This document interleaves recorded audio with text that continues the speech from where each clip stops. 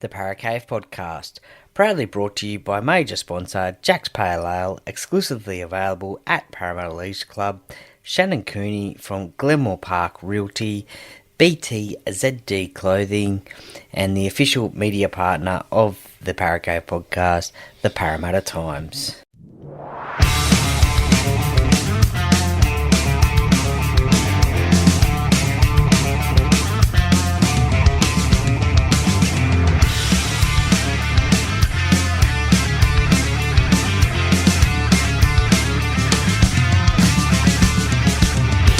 Welcome to another episode of the Paracave Podcast. And now over to your host, Troy Warner, broadcasting live from the world-famous Paracave.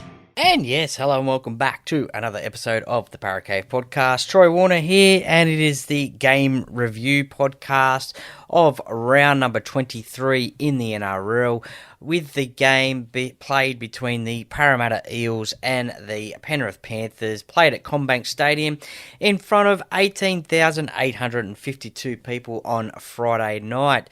The game was won by the Panthers 36-34 after an unbelievable 3 tries in 7 minutes to the Panthers, which unfortunately crushed any hopes of the Eels winning the game.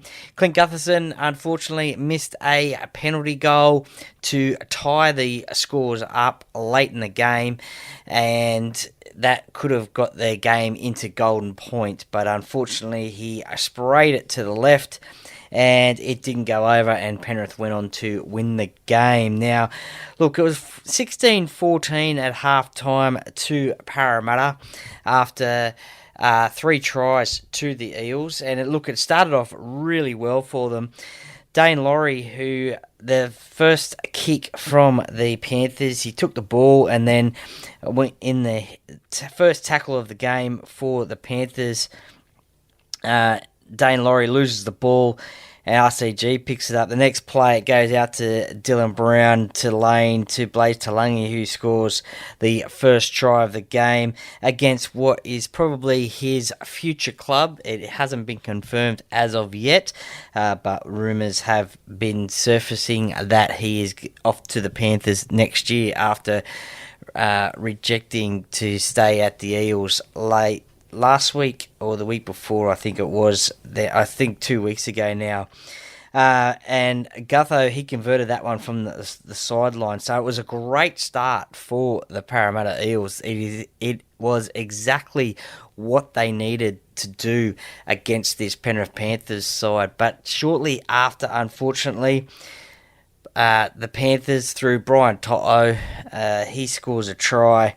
Blaze Talangi, unfortunately, he scored the first try, but he was out of position for the second try, forced Jake Tungo to come inside, leaving Brian To'o unmarked, and he scored 3 minutes after Parramatta's try. So it was Parramatta were in the lead for a short time there, and Cleary, well, he converts that goal as well. So then it ended up 6-6.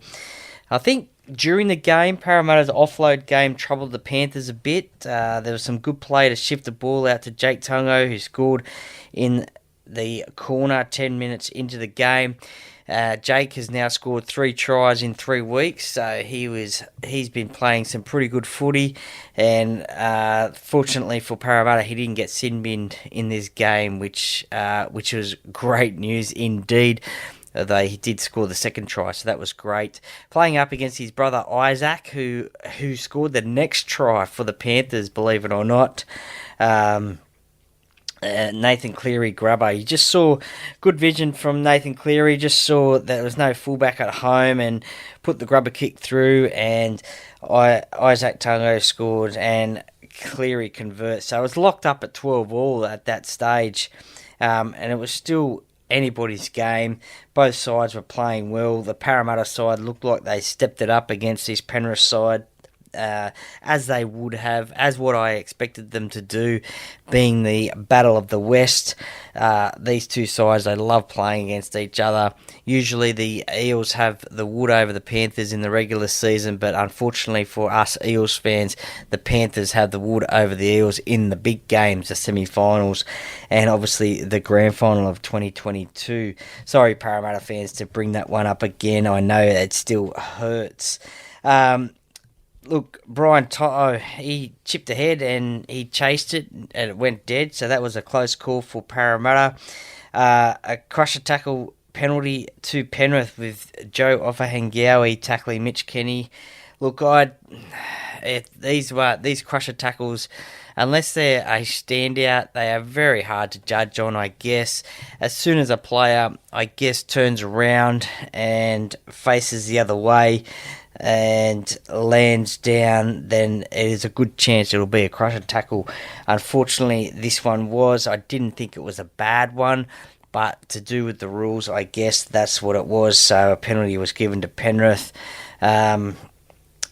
Look, there was a very interesting spot there. Nathan Cleary bombed. Now, we all know that Nathan Cleary's got one of the best kicking games in the NRL, and certainly when he puts up those bombs, on this occasion, Gutho spilled it backwards, and it was a captain's challenge won by Parramatta, so thankfully that was won by them.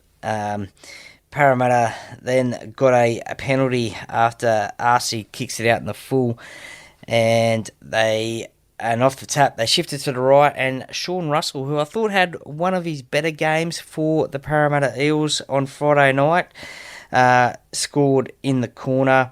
He saw the space, he saw the line, just put the pedal to the metal, and just scored in the corner. Again, Gutho missed that conversion, but it was 16-14, and that was the halftime score.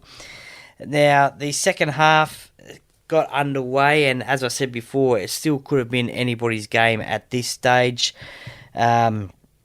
Parramatta, they held off a early Penrith attacking raid early in the second half, and they forced a mistake from the Panthers.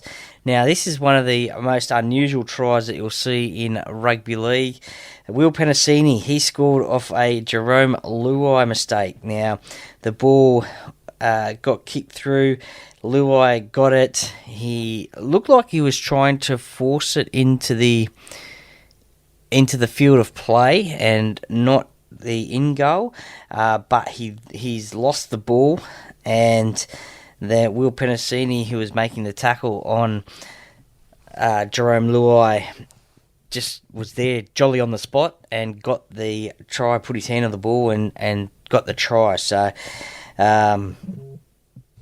that was pretty smart from Will Penasini, and that gave Parramatta the lead 22-14, that crucial 8-point gap, 47 minutes into the game.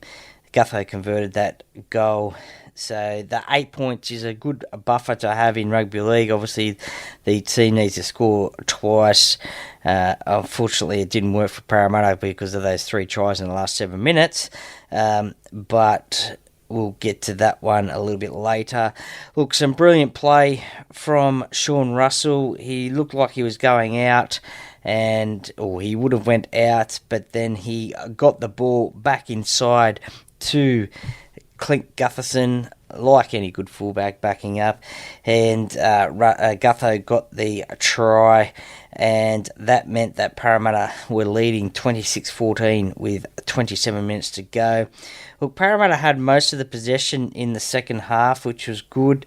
Penrith were on they made a mistake through Isaac Tungo. He made a mistake whilst Penrith were on the attack. Then we saw the sin binning of Liam Martin for contact on Dejan Arcee.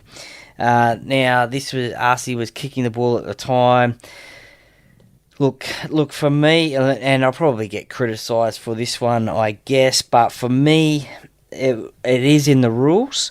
I've watched the replay a few times, and look, for me, Liam Martin had his arms up in the air, I guess trying to get any type of hands onto the football when it was kicked. Unfortunately, came in contact with Arcee, and we all know that you cannot come in contact with kickers on fifth tackles or whilst they're kicking. So he was given, unfortunately, 10 minutes in the sin bin, and looks like he will probably miss a week which he'll miss a week, which will mean that he won't play against the Melbourne Storm, a big game between teams 1 and 2 on the ladder. So Liam Martin was sin binned for 10 minutes at the 61st minute there. Now, unfortunately, even with a man down, unfortunately for Parramatta, Taruva, he scored a try in the 63rd minute, which Parramatta have struggled with teams this year when other teams have had players in the sin bin. They have struggled to score points, and a lot of teams that they have played when having a player down have scored against them, and this was no different. So Penrith, they did a short kick-off, they got the ball back, and shortly after, Taruva, he slides over the line. Cleary converts it again, back to make it a 8-point ball game with 15 minutes to go. Previously, the lead was out to 14 points. But fortunately for Parramatta, Clint Gutherson, he scores his second try in the 68th minute after Sean Lane breaks the line, and like any good fullback, he backs up and scores and converts his own try.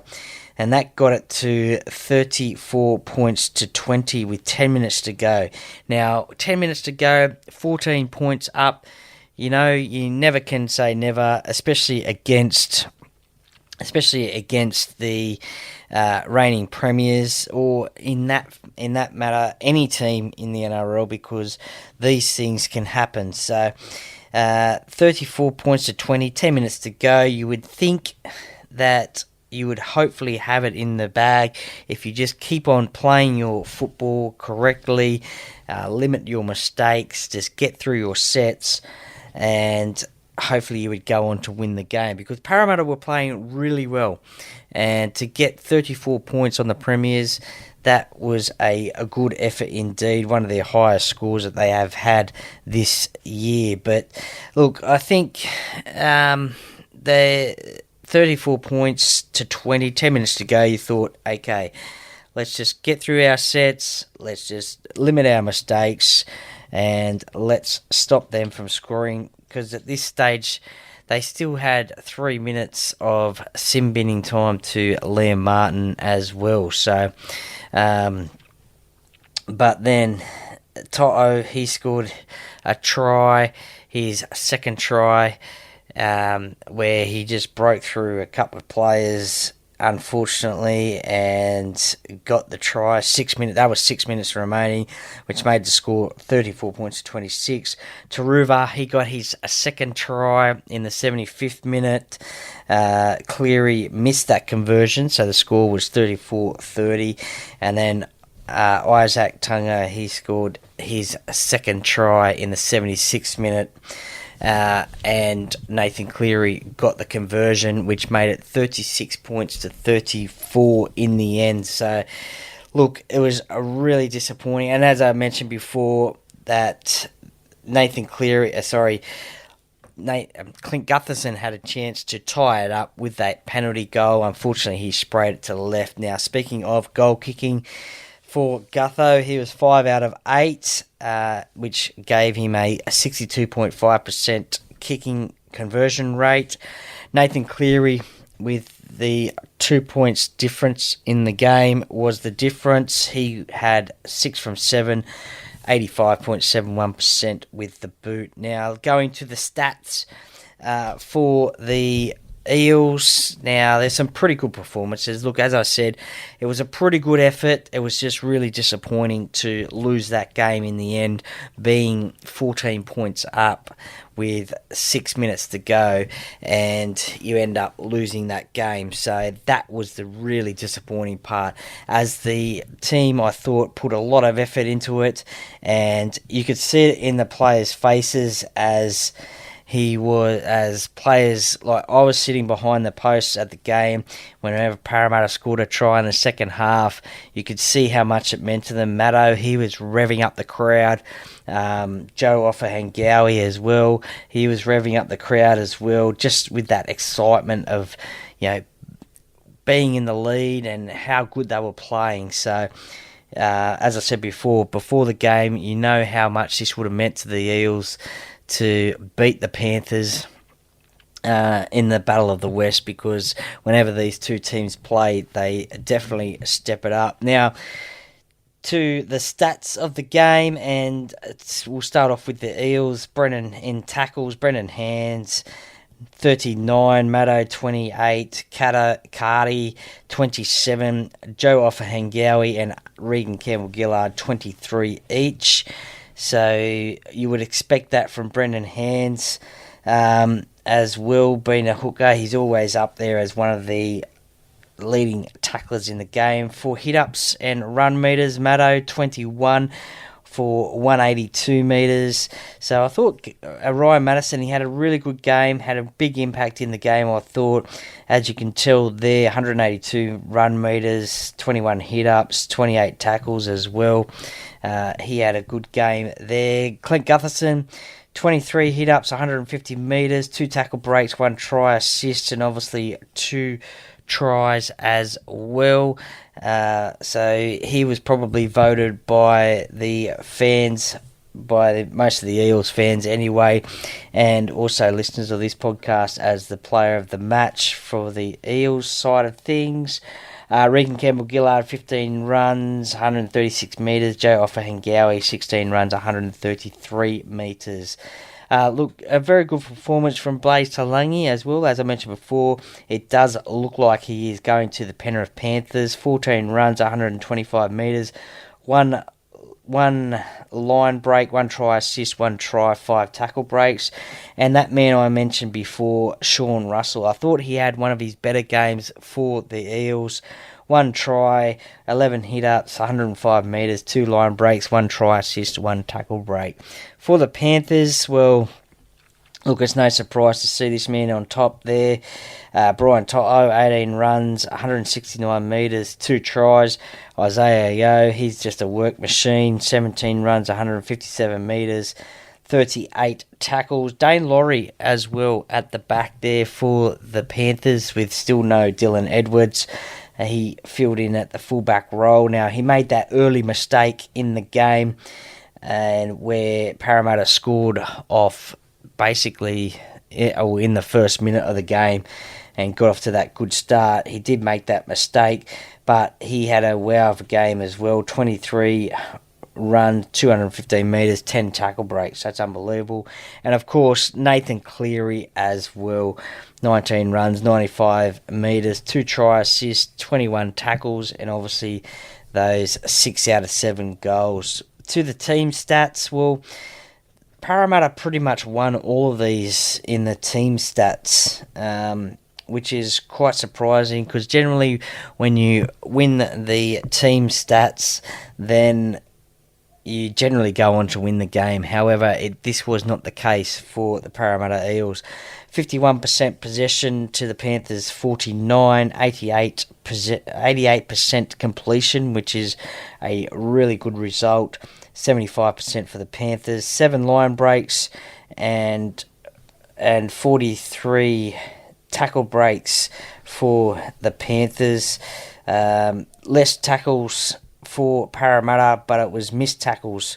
It was the missed tackles that really crucified the Eels. 43 for them, 27 for the Panthers, and only 6 interchanges used from Parramatta. Coach Trent Barrett only used 6 interchanges during the game, with Joey Lussick 0 minutes, and he was named in the number 14 jersey. 0 minutes, which I found a little bit strange.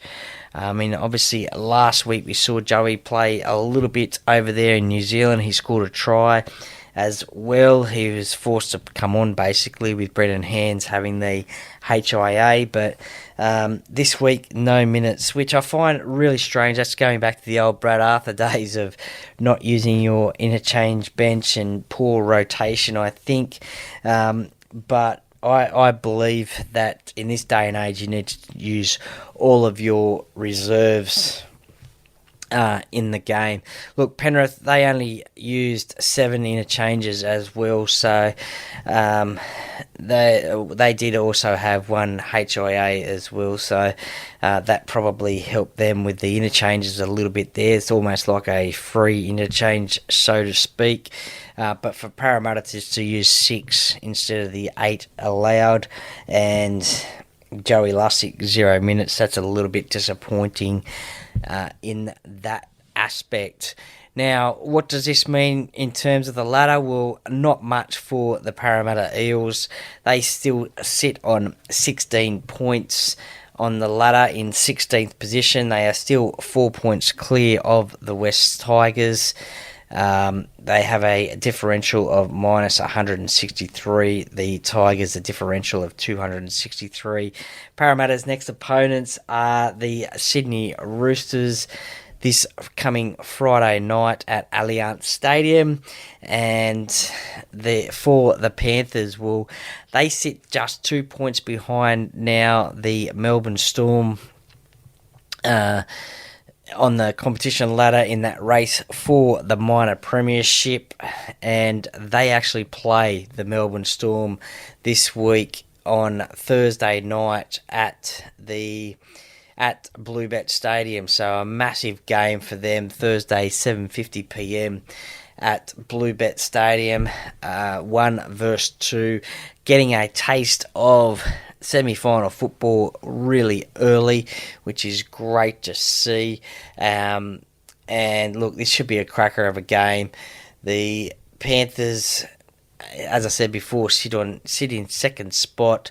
They have a differential of 164, and the Storm have a differential of 169. So, look, no doubt whoever wins this game on Thursday night will go into first position on the ladder and in the box seat to win another minor premiership. So that game, Thursday night, 7:50 p.m.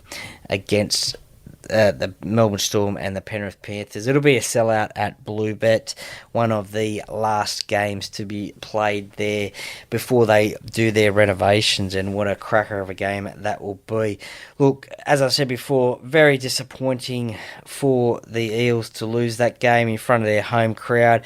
There was so much hope after that win in New Zealand. Over there, coming back home, Battle of the West, you thought maybe Parramatta could get this one. I was confident that they could get the win. As I said before, the team love playing against the Panthers.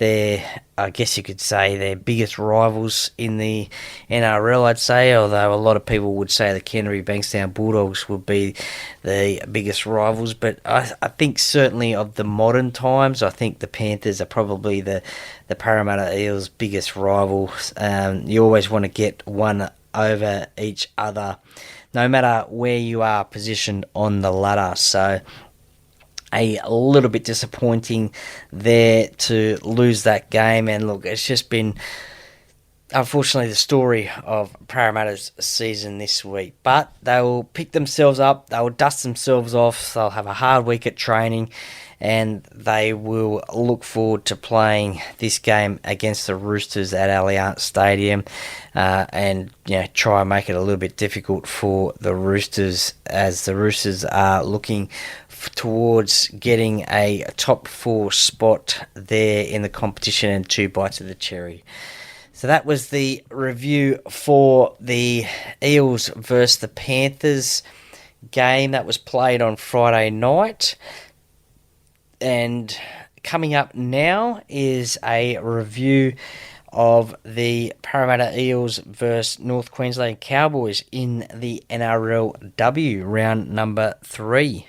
Hello, Paracave podcast listeners. My name is Shannon Cooney from Glenmore Park Realty and long-term sponsor of the Paracave podcast. If you're looking to sell your property or buy, or just curious to know what your property is worth in today's market, give me a call today on 0421 588 445. And this game, round number 3 in the NRLW, was played over the weekend. And round 3 saw the Parramatta Eels take on the North Queensland Cowboys up there in Brisbane at Totally Workwear Stadium. The Eels got away with the win, 20 points to 6. So great to see Parramatta on their winning ways. It was the Eels' second win of the year. They sit third on the ladder. The Cowboys, look, they have only had one win. They had a big win against the St George Illawarra Dragons last week. They sit in ninth spot on the ladder at the moment, ahead of the West Tigers, who are on the bottom of the ladder. The Eels, fantastic effort, third on the ladder at the moment in this competition with 2 wins. Now, last season, they only had 1 win in the whole competition last year, so they've already doubled that one. It is a different looking side, in my opinion. There are some debutants playing in this side, and also Rachel Pearson and Elsie Albert as well, I think, who did not play much football last year for the Eels. They are in this team as well, and they certainly have made a difference to this side. Obviously, Rachel Pearson, the current New South Wales Sky Blues halfback, who unfortunately went down to Queensland in the series. But nevertheless, Parramatta have both the Origin halfbacks, obviously Mitchell Moses in the men's and Rachel Pearson in the women's. So, look, half-time it was 12-6. It was 4 tries to 1. Rosemary Beckett scored 2 tries. Fantastic effort from her. Rachel Pearson, 2 from 4 with the boot. And look, it was a really good effort, I think. Rosie Kelly got her try 13 minutes into the game. And then the Cowboys hit back, and the Rosemary Beckett, she came off the interchange bench and scored the second Eels try, and it went into half-time 12 points to 6, and then got her second try in the 40th minute in the second half, and that way it gave Parramatta a good lead in the game. Abby Church, who played really well as well back there at fullback, she scored a try in the 56th minute. And look, it's just really good to see these women get these wins. I think they are gelling together as a team. Some of the stats for the Eels: Kennedy in tackles, Kennedy Cherrington, who's also playing a lot more football this year. I think last year injuries and suspension kept her out of a lot of games last season. 44 tackles. Chloe Jackson, the number 11 for Parramatta, wears the headgear. If you get a chance to watch a game of rugby, NRLW, and Parramatta are playing, keep your eye on Chloe Jackson. I think she could potentially become a star in this game. She is a workhorse. She just keeps on running. She runs hard. Went to close to scoring a try on a couple of occasions. 34 tackles in this game. Tanika Toddhunter, the hooker for Parramatta, the dummy half, 21 tackles. Rachel Pearson, 21 tackles as well. For hit-ups and run meters, Elsie Albert, as I mentioned before, is playing some good footy for Parramatta. 17 runs, 218 metres, 103 of those post-contact metres. Absolutely unbelievable. A few of those runs, she would just go into the line and just have defenders trying to take her down, but she would carry them for many a metre on the field. So a great effort from Elsie. Even had a kick in the game as well, which was interesting to see as well. Mahalia Murphy, the captain of the Parramatta Eels, 18 runs, 177 metres. Cassie Tohuhiku, 14 runs, 141 metres. And Abby Church, who I mentioned before, scored a try, 17 runs, 189 metres. A little bit like Gutho in the men's game, is anywhere and everywhere, taking those hit-ups as well from kick returns as well, getting involved in backline movements as well. This one, she got a try as well. In possession, 55% to the Eels, Cowboys 45%, completion rate outstanding again from the Eels ladies, 83%, the Cowboys 70%, and tackle breaks 42 to the Eels, 29 to the Cowboys. So, look, a good win, and the women's game is just growing and growing and growing. So if you get a chance, please have a look at the women's game. It is on Channel 9. It is on Fox League as well. Every game of this NRLW competition. It is only growing and growing and growing. There's some great competitors in there. I try and catch as much NRLW as I can because I love watching this game, especially when Parramatta are playing as well. So, look, it was a good win. It was a tough win. The Cowboys, they are a tough side to beat. They have some good quality players in their side. They got players like Kira Dibb, who's the captain, Emma Mandelman, who else? Talisha Harden as well, who started off the interchange bench in this game. Jakaya Whitfield in the centres, Jasmine Peters as well.